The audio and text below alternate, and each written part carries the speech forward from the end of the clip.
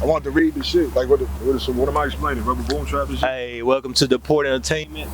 This is Octavio Gonzalez, the host of Deport Entertainment. We know this is the podcast of interviewing cool people that have something to because, you know, every time you meet people, you have great conversations, you know what I mean? Yeah. So today I'm here with Quezz. We met, where did we meet, bro? Dialogue. Open mic Dialogue, right? Yeah. Fresh legend. It was an open mic. We both signed up. We got there early. I did a poem. He performed one of his hip hop songs. Freestyle. Oh, you freestyle? Freestyle to that shit's on YouTube. You sound like Method Man, bro. Older wise enough to not be reckless, still young enough to climb relentless. Going all out, but best respected. Thoughts of success got me restless. Broken down and I felt neglected. My dreams got shattered by love obsessive, too possessive, deeply invested. Now I gotta put them all on the guest list. Yeah, you guessed it. I blocked the exits. Nah, that shit's on YouTube. They did the Cash Ruby. That's the first time you filmed. Yeah. Sounds dope. That was peace, and that was a connection. And you from Massachusetts, right? Yep. And everywhere. What thing about Philly? These are you, right? I love Philly. I love the architecture. Yeah. I mean, like, I love the black community. Like, you come to Philly, like, everything you see in the movies and how cities are represented. When you get there and you get into like the actual art scene, it's just how they portraying urban lifestyle is like they're portraying a fucking minority of a minority. Yeah. You know what I'm saying? Like there's regular black people who have jobs, who own houses. One thing that I noticed, I've only been here in Philly for like a year and a half, almost 2 years. There's a lot of black money here.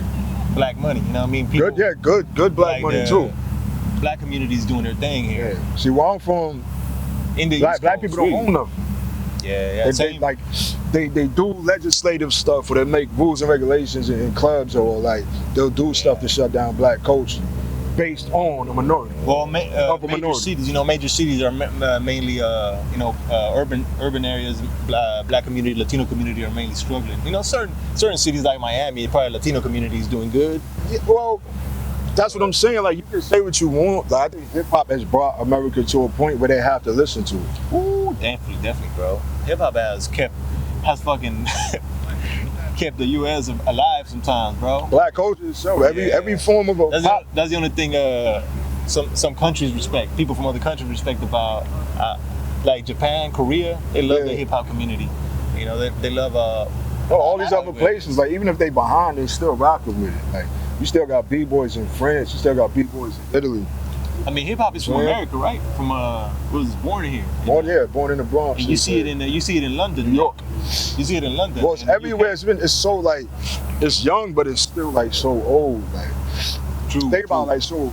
If it wasn't for hip hop, you won't be seeing black money the way you see black money. Right. Like no matter what they do with like so they're gonna portray it like Master P. Look at Birdman. Right, but they're gonna portray it like they're trying to make it seem like that's how black people are. The truth is, you're talking about, and I'm talking about pop music, right? Whatever, like, you can't, like, I'm trying to tell you, like, you can't tell these young men and these young women not to be making these records and not to be involved in the shit they're involved in where there's no pushback. Like, you want to give people backlash for shit they say on records, but you're right. Yeah, like, it's still unfair racially. You know what I mean? And I heard people say, well, it's not, white supremacy or white rule, it's just majority. And it's like, no, because the majority is white. So what the fuck are you talking about? You know what I'm saying? Like, that's not a thing. Like, you can't say. They take a lot from the hip hop community, or from basically what do you call it? What's that term? Cultural appropriation? Yeah. It's not a thing. I don't think that's a thing. You know why? Because leaving me. Black influence. You get influenced by the black community so strong in America, bro. Like, it has a strong pull that even Latinos, like, they sound black. Like, oh, you sound black. Like, no, we don't sound black. We just. It's American. It's not black. It's poor America. Exactly. That's what it is. It's poor urban America. Like, they need to stop with that shit. Yeah. And the thing about it is too. What they call code switching. I used to be a telemarketer, bro. I know what it's like. Okay. See, bro. Yes, sir. So you call it rebel boom trap, right? Rebel boom trap. Yeah. Hip hop, you call it rebel boom trap. Yeah, it's like guerrilla warfare. So think about like me being the underdog or whatever, and it's a good thing we had this museum. But instead of the Rocky, I put the whoever the fuck that is. I know it's like We got or a Pope or something, man. I don't know. I didn't want to do it by this statue, but this is the closest one we got. Nah, we good. Nah, It's down anyway. Yeah, we good. But that's what I'm. So Rebel Boom Trap is basically like guerrilla warfare. It's like you're not gonna stand for certain shit, but you're outgunned, you're outmanned. They got more money, they got more resources, they got more manpower, more technology. You know what I'm saying? Like, what can you do? You know what I'm saying? You gotta cannibalize anything you find. So like guerrilla warfare, right? So you gotta catch them in small little skirmishes, like one at a time. Like even if it's a group, it's in a controlled environment, or if it's a group in one place, you gotta take them out and like just cause disruption everywhere. So if there's fucking you see what I'm saying? Make a change. You got Kanye West who came up, who was talking that shit. He got eaten alive a little bit, but he coming back. Then you got like, so they're putting on display shit that we go through as if either we deserve it or we did it to ourselves. They want to put him in this like him to check all these boxes. Like you got to behave this way because made you, or like you made it this far. Now you have to respect our you got to be Oscar, you got to be Hollywood. You know But that's a whole nother thing with it. When you're dealing with Kanye art. saying fuck everything, I'm doing my own thing. Well, he's a fucking genius, bro. He ain't right all the time, but you know he ain't got to obey the rules we obey. He's a fucking genius, bro. Yeah, he's living on his own shit. He is a genius. I mean, he showed his genius multiple times, and people hate on him because he speaks. He's speaking against like victim mentality, and then he uses strong words like slavery, like it's all in mind and all this shit. You know, it is though. Like so, think about. I read this book called "As a Man Thinketh." Okay, I heard about it. It was like, think about slavery like this. Yeah, it was horrible or whatever, but think about the marriage of the propagators and the so-called victims. I mean, they're oppressed, they're suppressed, they're enslaved. They're not victims. It's worse than being a victim. Yeah, you're not a victim of slavery. You know what I'm saying? Like you can't be a victim of slavery. It's against your fucking will. It's more than that. It's not. I thought about that, and actually, I think that I put myself in a position like who could like submit to slavery, and I was like, if you threaten people with like hurting their family, or like if I'm let's say I'm gonna hurt your family, like or you come with me, you become my slave, I own you now. Like of course that's the only way you're gonna do it. Well, you got extortion. Slavery is extortion, is bribery. You know, like that's the only way they could get like it doesn't matter what color you are. Otherwise, that's how you get a person to submit to you. Here's the thing. The first slaves that came after about, like, so say how do you erase somebody's history? You take them from their parents. There's no oral, you take one generation from another generation, and the oral history is no longer passed down. So even today, they're still trying to create that generational gap in hip hop. Because we all as individuals got to follow like our ancestry. Right, so they're trying to create that. So if they're creating a space between the elders and the younger with whatever they're doing on the mainstream, but the truth of the matter is there's no generational gap. We still have the same problems. So you need to listen to the older dudes, and the old dudes need to be taking into consideration how you expressing yourself and the shit that you go through that may be different than it was in their generation. And that's the whole basis of Rebel Boom Trap. It's like, bro, you can tell like this interview right here, this is one little skirmish. Whoever sees it's gonna hear what the fuck I'm saying. You gonna tell me that a generational gap ain't gonna try to fuck up our history? Of course, none of these kids know who Wu-Tang, Run DMC. They were born, like these motherfuckers are still alive and they don't know who they are. Right. Generational gap. Because music moves so fast. You're making music in this genre that got started by certain people that you don't know about. Right. Even gang culture, like they go around, you lock up all the OGs, and the OGs, they weren't OGs when they went to jail. The OGs were OGs when they got the fuck out. So that's a generation gap right there. What did they hand down to the younger dudes? A color. That's it. Yeah. And then like piece of a culture. Piece of a culture. Piece of a culture. A piece of an idea. A bastardization of a movement that fed and enriched the lives of people who were still slaves in America. Yeah. And it's the same thing with hip hop. You gonna tell me, oh, fuck all that old school boom bap, yo, fuck this one. No, just don't listen to him. You don't gotta be on saying fuck this or fuck that, bro. You get what I'm saying? But bro, like even the OGs are still running laps around the new school rappers, you know, like. But at the same time, like The OGs who are running laps on the young rappers because they're passing the baton to younger rappers. Come on, man. Fucking look at Nas got the joint with ASAP Rocky. Eminem got the joint with Juice WRLD. Oh yeah, You know what I'm saying? They Like, evolve. anybody who appreciate the art form for its creativity and what it can do, not only for your pockets but for the culture. They get involved. As in, like, they give back to the people that appreciate, like A$AP Rocky, you know, like 21 Savage, or like, you know, J. Cole.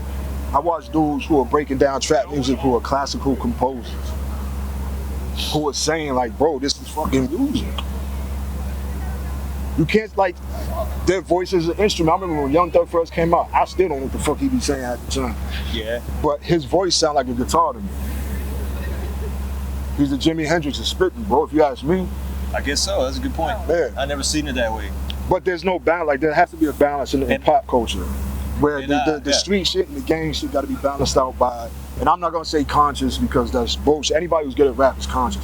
I want to say, like, you know the decisions you made. I want to say the movement versus the actual people, because street rap is for the people. I guess you're saying you can't stop a painter from, you can't like restrict where he's gonna paint. Like the same thing with a hip hop artist. You can't restrict what they're gonna do with music or with like his voice. Yeah. So I got insulted recently with dude was like, you need to just paint and talk because the music's not enough. As dense as my shit is. So this is me painting a picture for you right now. Like, and I'm talking. So what it is this museum right here one day is gonna be filled with hip hop. Won't be sitting there right now. Damn. Because pretty soon they're gonna accept black history as American history, because that's what the fuck it is. Yeah. They're gonna accept black music as American music, and that's what the fuck it is. There's no form of music that ever came out of America that was either born from the Negro spiritual or born from the people who are mad that they couldn't own Negroes anymore. Bro, I can see it. Like not one. A hip hop Run it down the line. museum like this. Run it down the line. And then you got like the room where the 90s where Tupac, B.I.G., where everything else, and then like you got the 80s when everything first like started. I think the hard thing is the oversaturation, how we make music, how it's being digested. Yeah, oversaturation. Yeah. Like how we consume it, like what we pay for, why we pay for it, how we pay for it. It's all like, it's the Wild West. Yeah, you know what I'm saying? It's the Wild West. But here's the thing, West, like, who came out the Wild West? Jesse James. Who came out the Wild West? Like Billy the Kid. You know what I'm saying? They're making movies about these people right now. Right. We have no idea what they're like. Yeah, you made me remember like something that I was thinking, like one of the most geniuses, one of the geniuses, like basically like life in like Brooklyn, in like the what was considered ghetto, or like predominantly like areas where like socioeconomic status was low. Yeah. Like he created one of the most talented people in the world. Like, and you talk about the Wild West, that Jesse created Jesse James. Like certain environments create like the best people. Because this is what happened, because smart dudes have to become savage. Smart dudes have to become savage. Smart dudes have to deal with the same shit everybody else has to deal with. So you live in a certain place. I'm scared of the same shit you scared of. What are you talking about? Like, yeah, you know, like after 9/11, they said that gangs were, like, this is in paperwork, they didn't say it on the news, but ever since then, in the Patriot Act and shit like that, like, they had unlimited budgets for drugs and shit, like the task force, and they had no budget and there was no boundaries.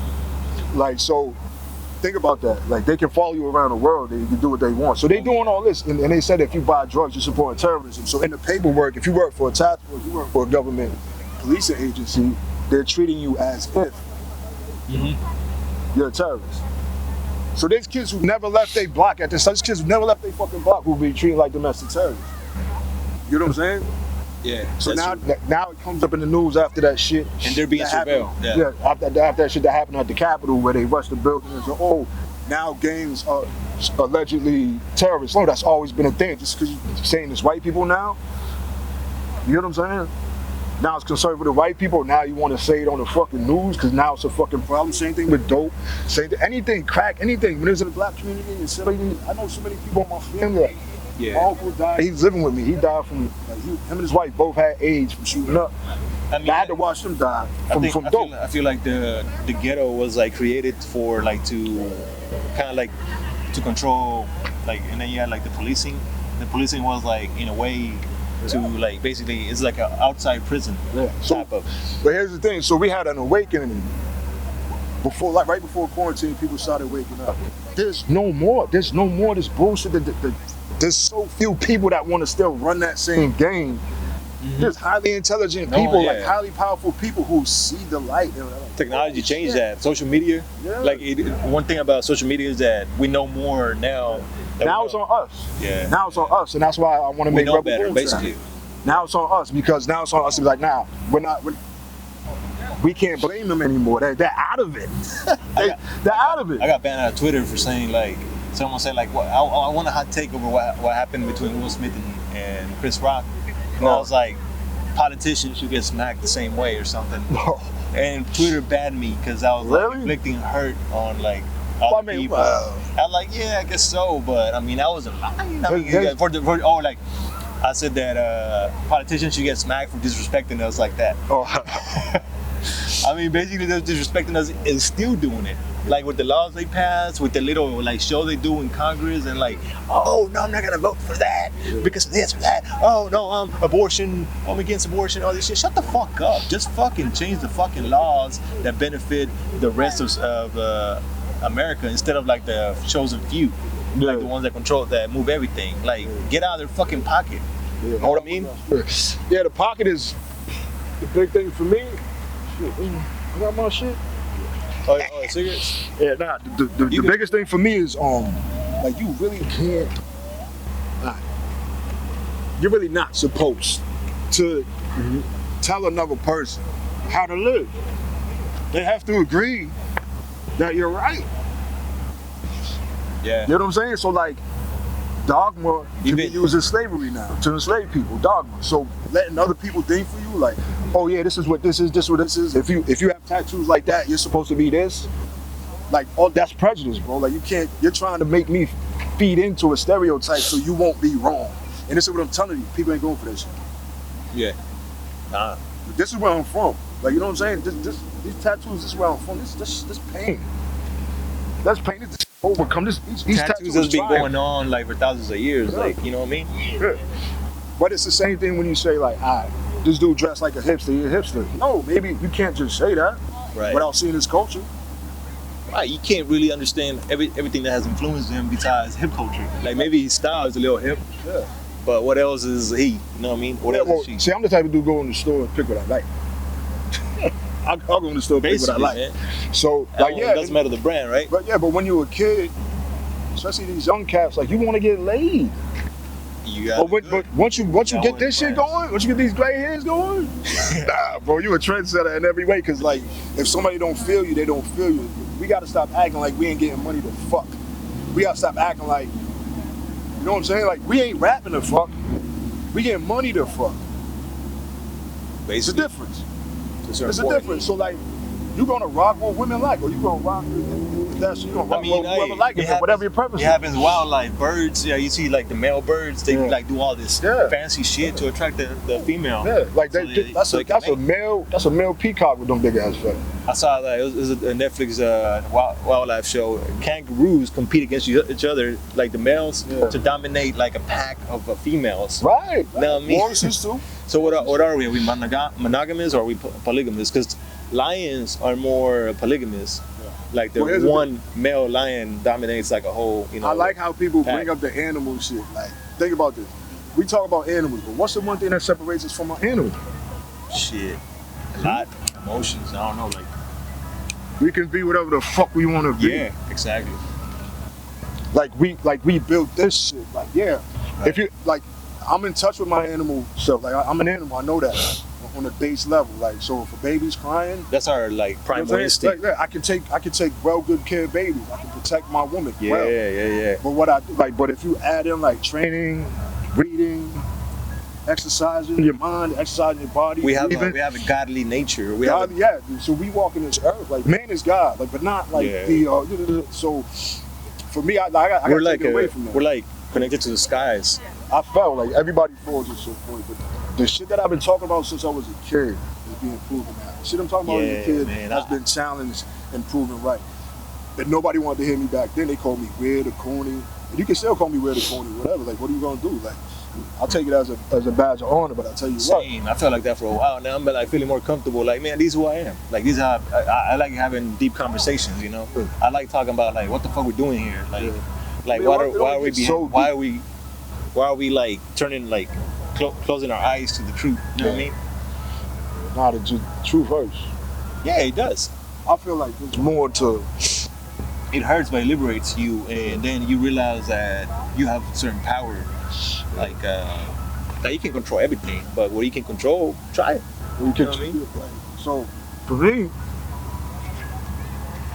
I lost control. Like I was chemically restrained, chemically castrated, and then set free. But I had the withdrawal symptoms and everything. I had no fucking control. So right now I'm still dealing with it. I'm still dealing with that. But at the same time, like, if you haven't gone crazy or you haven't parts of you haven't died, you're boring as shit. Like, you boring, bro. Like, you went on this one path and then you get there and then you get there and then at the end of the day, like, what's making you happy? Cause you had to numb yourself to some shit to get there. So like, once you recognize that parts of you have died, you have shed parts of you to grow new ones or to change. That's how you know you're not fucking born. It's like how can you say you never it's like when you, let's go back to wild. Like when you see a older lion, he always has scars or like different like from battle scars. Basically, you're clean. Like if you're gonna be at the top and live the longest, then you gotta go through some shit. I got scars from my head to my ankle, and that's shame to me. Like my tattoos are pain, but the scars are shame. I'm ashamed I got hit like that. I'm ashamed I let that dude get one on me like that. I'm ashamed I turned my back. I'm ashamed I couldn't duck that punch. You know what I'm saying? It's shame. You learn from it, you know? Yeah, but the pain is a tattoo because I overcome shit. Every tattoo there's a story behind. Yeah. And they're placed in places where I'm like, so I'm a man of a certain age. When I was getting my tattoo, I was heavy into like, you know, esoteric shit. My hands and my neck were my first tattoo. Yes, I was a skinny little 18. I only got one tattoo, man. I thought about getting more. That represents something, but yeah, for me it was. My mom was like, "You got your tattoos." I'm like, "Fine, you got your head or some shit." You know what I'm saying? Yeah. So, but then when you get your first tattoo, either you like it or you don't. Yeah. Bro, I tend to go hard because I love it. You said some real shit like through his little session that we had here. You know, it's getting dark and it's getting cold, but I think we did a hell of a snippet for the public, for anyone that watches this. Yeah. Pay attention and do your homework and live life and listen to this podcast and subscribe and go check out Quezz. He got some videos out there. He got some music out there. He be performing open mics all over the East Coast. You know what I mean? Stay tuned. Peace. Yeah. That was quick as Sorry, Dad.